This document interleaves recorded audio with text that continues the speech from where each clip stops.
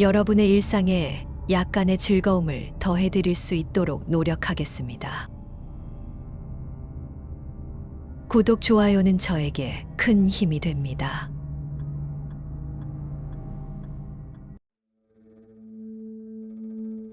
옛날 한 외진 산골짜기 마을에 홀로 살던 노파가 있었습니다. 그 노파는 나이가 몇인지 어디에서 왔는지에 대한 정보가 없었습니다. 그녀는 마을에서 가장 오래되고 초라한 집에 살았습니다. 그 집은 마을 끝자락에 위치해 있어 짙은 안개가 자주 내려앉는 소나무 숲속 언덕 위에 자리 잡고 있었습니다.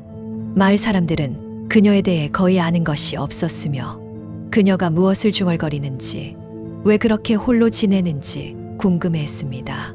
노파는 마을 사람들과 거의 교류하지 않았지만 가끔 마을 어귀에 나타나서 반환해야 한다는 말을 중얼거리며 돌아다니곤 했습니다. 그 말의 의미를 아는 사람은 아무도 없었고 마을 사람들은 그저 그녀가 시간이 흐르며 이상해진 것뿐이라고만 생각했습니다. 어느 날 마을에 호기심 많은 젊은이가 친구들과 술에 취해 도전 삼아 노파의 집을 찾아가기로 했습니다. 그들이 도착했을 때 집은 예상보다 훨씬 더 낡고 음산한 모습이었습니다. 부서질 듯한 나무 문이 삐걱거리며 열리자 안은 먼지와 곰팡이 냄새로 가득 차 있었고 오랜 시간 동안 손길이 닿지 않은 듯한 가구들이 거미줄에 휩싸여 있었습니다. 그들은 조심스레 집 안으로 들어갔습니다. 집안 곳곳은 오래된 기운이 느껴졌고 벽에 걸린 희미한 초상화는 불길한 분위기를 더했습니다. 굴뚝 가까이에는 오랫동안 사용하지 않은 듯한 낡은 화로가 차갑게 식어 있었고 방 안 구석구석은 싸늘한 공기가 맴돌았습니다. 이 집은 사람의 손길이 거의 닿지 않은 모습이었습니다. 그 순간 뒤편 어둠 속에서 노파가 나타났습니다. 그녀는 그들을 바라보며 무언가를 중얼거렸고 그 말이 점점 또렷해졌습니다. 그것을 제자리로 돌려보내야 해. 그녀가 손을 뻗으며 속삭이자 집안의 기운이 갑자기 변했습니다. 벽에서 서걱거리는 소리와 함께 그림자들이 움직이기 시작했고 마치 과거의 영혼들이 그녀의 부름에 응답하는 듯 했습니다. 젊은이들은 공포에 질려 그 자리에서 도망쳤습니다. 노파의 집에서의 그 무서운 경험 후 젊은이들은 공포에 휩싸여 서로의 팔을 붙잡고 집에서 빠르게 벗어나 마을로 돌아갔습니다. 그러나 그들이 노파의 집을 방문한 밤 이후로 마을은 이전과 같지 않았습니다. 젊은이들 중 한 명이 그날 밤 집으로 돌아가지 못하고 사라져 버렸기 때문입니다. 그는 그 밤 가장 먼저 집을 빠져나가려 했던 이 중 하나였지만 마을에 도착했을 때 그는 어디에도 보이지 않았습니다. 친구들은 처음에는 그가 다른 길로 갔을 거라 추측했지만 시간이 지날수록 그의 실종이 점점 더 의문스러워졌습니다. 마을 사람들은 수색대를 조직하여 소나무 숲과 주변 지역을 샅샅이 뒤졌지만 젊은이의 흔적은 찾을 수 없었습니다. 그 후로 마을에는 이상한 일들이 자주 발생하기 시작했습니다.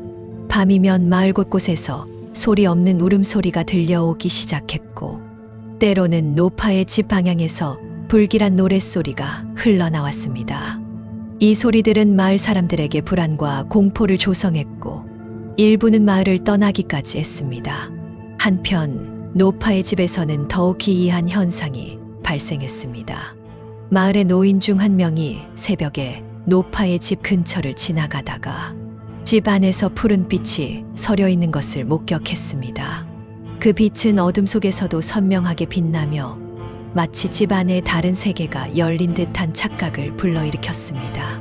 노인은 공포를 느끼며 그 자리에서 도망쳤고 그 이야기를 마을 사람들에게 전했습니다. 이 소문이 퍼지자 마을의 주민들 사이에서는 노파의 집이 저주받았다는 소리가 돌기 시작했습니다. 그날 밤 이후로 마을 사람들은 더욱 노파의 집을 멀리하기 시작했습니다. 소문은 빠르게 퍼져나갔고 마을의 젊은이들 사이에서는 노파의 집을 귀신의 집이라 부르며 두려움의 대상이 되었습니다. 그리고 어느덧 시간이 지나서 노파는 그 집에서 사라지고 보이지 않았습니다. 저주받은 집으로 알려진 후 몇몇 용감한 사람들이 노파의 집을 조사하기 위해 다시 찾아갔습니다. 노파의 집에서 발견된 낡은 일기장은 그녀가 마을에 오기 전부터의 이야기를 담고 있었습니다. 일기장에 따르면 노파는 젊은 시절 한 남자와 깊은 사랑에 빠졌습니다. 그러나 알 수 없는 이유로 그 사람은 갑작스럽게 죽었다고 적혀 있었습니다. 그 이후로 노파는 그의 영혼을 찾아 헤매다 결국 이외진 마을로 정착하게 되었고, 그녀의 마음속에서는 사랑하는 이의 영혼이 여전히 떠돌고 있다고 믿게 되었습니다. 노파는 일기장에서 자신의 연인의 영혼이 안식을 찾지 못하고 있음을 여러 차례 언급했으며, 그 영혼이 평화를 얻기 위해서는 무언가를 반환해야 한다고 적혀 있었습니다. 그녀는 자신의 연인이 생전에 각별히 아꼈던 물건, 작은 은목걸이를 되찾아 그의 무덤에 놓아주어야만 그의 영혼이 평안을 얻을 수 있을 것이라고 적혀 있었습니다. 하지만 그녀는 그 목걸이를 놓을 수 없다고 했습니다. 자신이 인간이 아닌 영혼이기에 누군가가 목걸이를 놓아주기를 바랬습니다. 그 연인이 떠난 후에 이 마을에 정착하고 며칠이 지난 다음 날 그 연인에게 가기로 마음을 먹고 생을 마감한다고 적혀 있었습니다.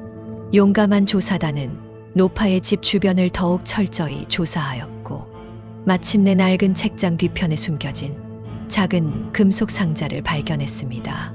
상자 안에는 녹슬었지만 여전히 빛나는 은목걸이가 들어있었고, 목걸이에는 미세하게 새겨진 이니셜이 있었습니다. 마을 사람들은 그 연인의 무덤을 찾기 위해 여러 곳을 수소문해서 찾았습니다.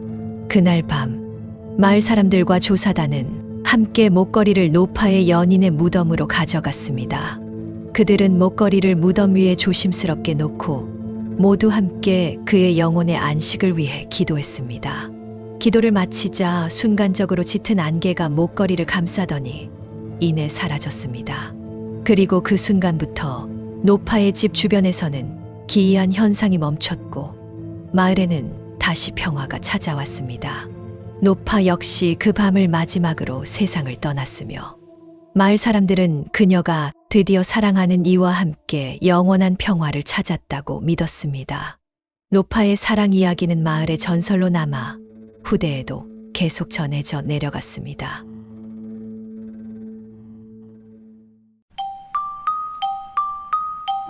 시청해 주셔서 감사합니다. 구독, 좋아요는 저에게 큰 힘이 됩니다.